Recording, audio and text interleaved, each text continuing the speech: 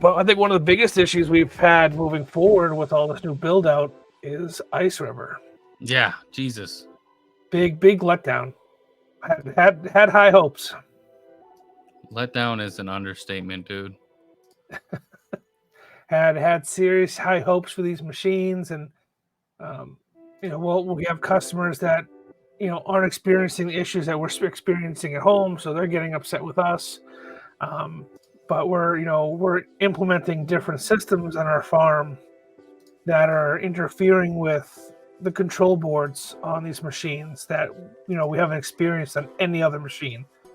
So, and Mark, do you want to share? Do you have a picture of the response we got from IceRiver today?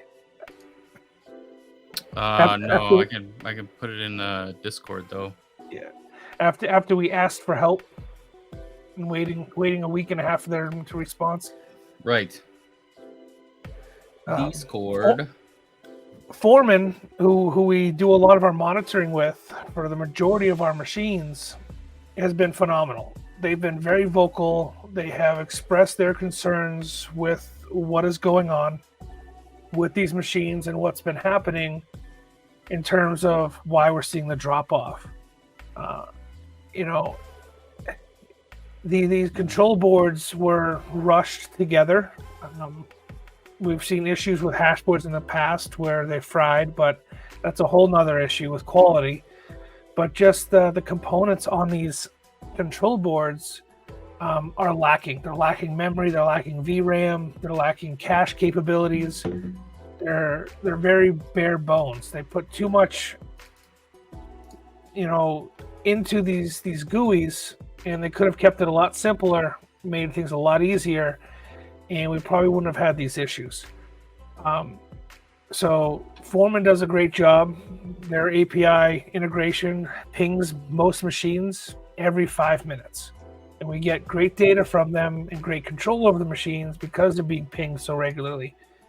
IceRiver can't handle that much data being pushed back and forth. It's too busy trying to do and manage the control boards and the temperatures and the fans. It can't handle being pinged by Foreman's API integration.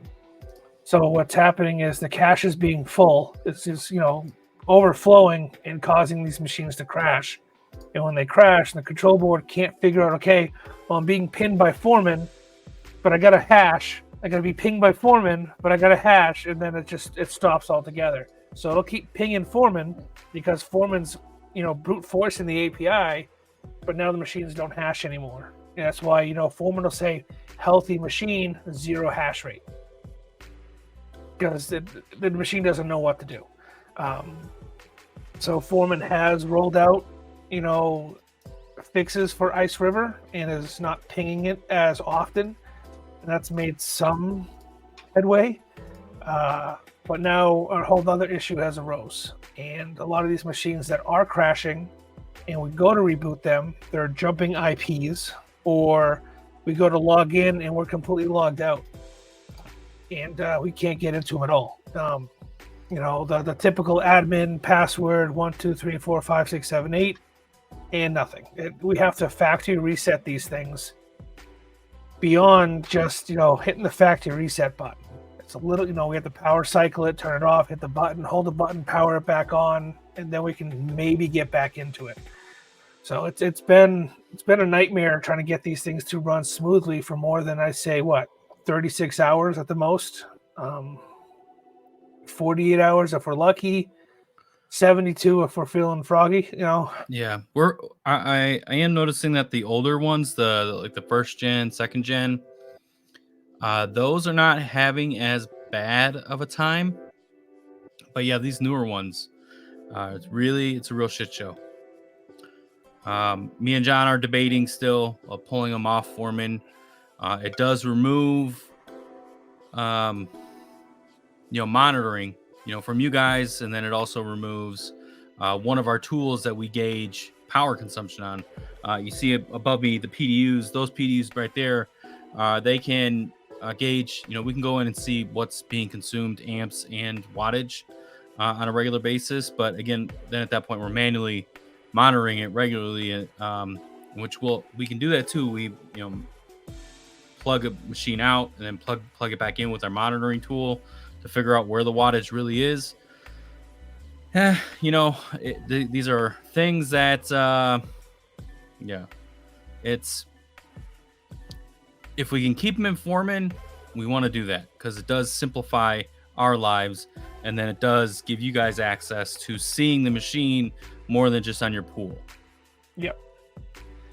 Yeah, we've this is the response back from IceRiver after kindly asking them, hey, these are the issues that we're running into. Do you have any suggestions? And they want us to change the refresh rate of the machine data. There's no debug for these machines. There's no, if there is a backdoor login, SSH brute force, I can't figure it out. I can't get into them. Yeah. It seems to be some kind of backdoor. We've had some interesting machines static themselves out of nowhere, and start pinging Linux code and config files through the static. Even after factory resets, it's still there. So very, very interesting stuff going on with the IceRiver machines. I saw Red Panda Mining's recent Twitter stuff. I know he's doing a video or something like that, along with his crappy thermal paste. I mean, they use generic paste, so that is expected on these machines. If they are in a warmer climate, the mine right now is cold. It's freezing, especially in the back where most of these IceRivers down there or over there, wherever you want to point in. There we go. Bing, bing, bing, bing. Over there. It's freezing over there. So they are cool. We don't have the thermal paste issue just yet. I really do not want to thermal paste those. So if it ends up coming summertime, we've done a few repairs. Yeah, we've had a few machines come with heat sinks rattling around inside. We've had to reattach. Yeah. But, that's a poor shipping, maybe. I don't know. Yeah, IceRivers get iced. I'll tell you, if I had to choose, this is one of those things where we shit on Bitmain a lot, right? But this particular coin that we're mining, Bitmain has outshined IceRiver tenfold when it comes to the quality that's being given with the KS3 that they have, even if there are different iterations of hash rate. The KS3 itself is just it's running. We really have little to no downtime on it, and it's not a continuous problem. Then again, Bitmain's been doing this since, they're one of the OGs. So we expect that, the machine should run at least, regardless of how we feel about their quality or not. But IceRiver has some growing to do, for sure. We are not happy with the last couple weeks of getting these machines up and running and trying to keep them up and running. Yeah. To be truthful too, we've actually had clients leave because of the issue. Because again, we don't want to part ways with Foreman because it's one of our tools, and it's just something we're going we're doing our due diligence and trying to keep them running as much as we possibly can, to maintain our downtime ratio.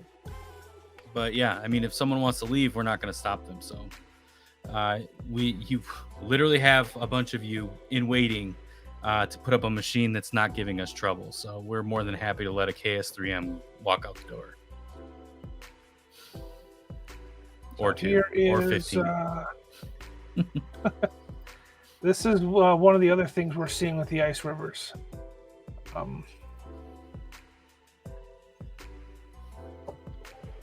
Pedal Linux config 13. And we haven't static this machine. It's static itself, and this config popped up for Linux. Can't get into it. Can't remove it. I've tried. The only thing I haven't tried yet is physically taking the control board out and jumping the pins for the RAM. and shorting out the RAM to erase the memory. That's the only thing I haven't tried yet, but I don't have a pinout for the IceRiver control boards yet. So it's like, I don't know. It's some strange stuff going on with these machines. And I really want them to work because, for what you're paying for these machines, they're cheaper than Bitmain, but they're still not, anything to laugh at. It's some serious money you're throwing around for these machines. And for them not to work properly, consistently, it's a pain. So yeah, I wish they were, had some better software, better firmware.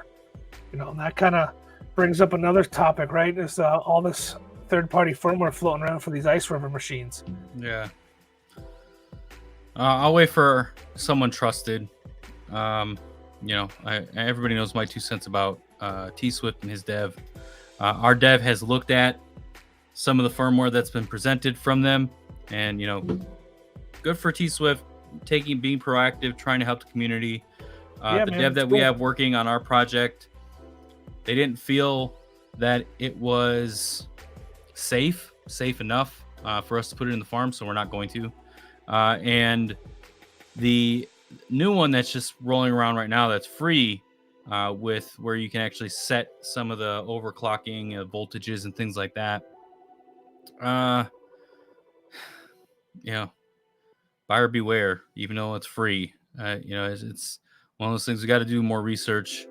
We need our dev to look at it, but it doesn't solve the problem that we are experiencing in the mine. And I could care less about overclocking these machines because they just came out. 99% of them are still under warranty. Like, the last thing you want to do is overclock these, and IceRiver finds out if we have to do an RMA, then you're SOL. If something happens. So we're not going to allow overclocking on a machine that's still under warranty.